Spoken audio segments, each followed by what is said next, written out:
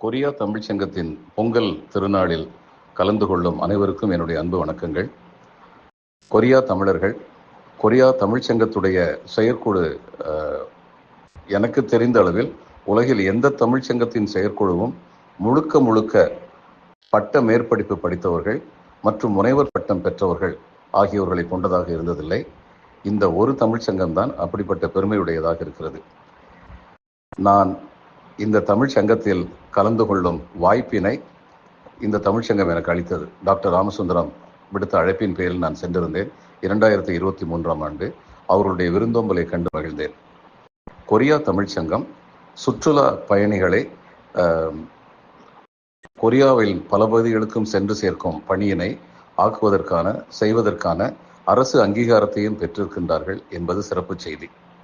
மற்றும் இந்தியாவிலிருந்து வந்த இளவரசி, கொரியாவின் அரசியாக சில காலம் இருந்த அந்த பெண்மணி எங்கிருந்து வந்தாள் என்பதை பற்றிய பல ஆய்வுகளை சிறப்பாக நடத்தி வருகிறார்கள்.